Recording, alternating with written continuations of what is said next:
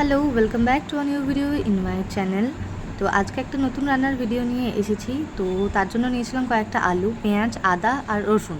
তো আলুগুলোকে আমি বয়েল করতে দেব, আর পেঁয়াজ, আদা, রসুনটাকে ব্লেন্ড করব আরও কয়েকটা জিনিসের সাথে, তো সেটাও দেখাচ্ছি। তো চলো ফার্স্টে আলুটা বয়েল করতে দিয়ে দিই।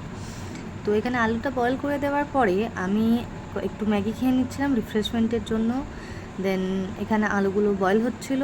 তো তারপরে আমি ব্লেন্ডার জারে নিয়ে নিয়েছিলাম পেঁয়াজ, আদা, রসুন, লঙ্কা, কাজু, পোস্ত আর জিরে, আর নিয়েছিলাম সামান্য নুন, কারণ আমি রান্নাতে নুন দিতে ভুলে যাই। তো সামান্য জল দিয়ে এটাকে আমি ব্লেন্ড করে নেব। ব্লেন্ড করে নেওয়ার পরে এখানে নিয়েছিলাম এক টুকরো পনির, আর নিয়েছিলাম একটা ওই গ্লিটার। তো পনিরটা গ্রিট করে নেওয়ার পর আমি এখানে নিয়েছিলাম হাফ চামচের মতো টক দই, যেটাকে আমি ফাটাবো। এরকম ক্রিমিনেস চলে আসার পরে আমি আর সেটাকে কিছু করিনি।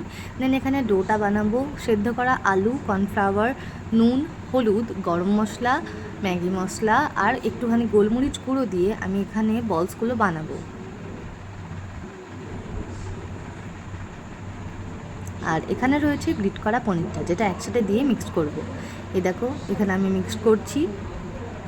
যতটা ভালোভাবে এটা মিক্সড করা যায় বলগুলো ততই ভালো হবে। এখানে আমার বলসগুলো রেডি হয়ে গেছে। দেন আমি কড়াইটা গরম করতে বসিয়ে তার মধ্যে তেল দিয়ে দেব। তেলটা যখন গরম হয়ে আসবে তখন আমি তার মধ্যে বলসগুলো ছেড়ে দেব। ছানার বল, শুধু বল বললে একটু খারাপ লাগে শুনতে। তো গোল্ডেন গোল্ডেন করে ফ্রাই হয়ে যাওয়ার পর সেগুলো তুলে নেব। দেন ওই কড়াইতেই আমি আবার দিয়ে দেব তেজপাতা, এলাচ, লবঙ্গ আর জিরে গুঁড়ি, আর নিয়ে নিয়েছিলাম এই কয়েকটা মশলা, যার মধ্যে রয়েছে চিনি, নুন, গরম মশলা, মিট মশলা, গোলমরিচ আর হলুদ। সরি, মিট মশলার বদলে ম্যাগি মশলা ছিল, আর এটা ছিল ওই পেঁয়াজ বাটাটা, মানে পিউরিটা।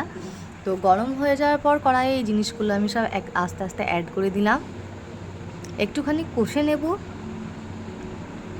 মোটামুটি 5-7 মিনিটের মতো কষার পরে আমি এই বাকি মশলাগুলো দিয়ে একটুখানি মিক্সড করে নেব।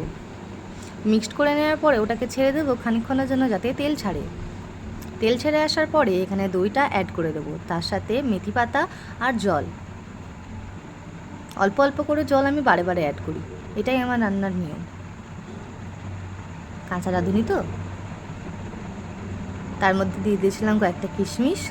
তারপরে ভেজে রাখা গোল্ডেন গোল্ডেন করে ছানার বলসগুলো দিয়ে একটুখানি নাড়িয়ে গ্যাসটা অফ করে দিয়েছিলাম। তো ফাইনাল লুক এরকম ছিল। Thank you for watching my video, keep watching my channel.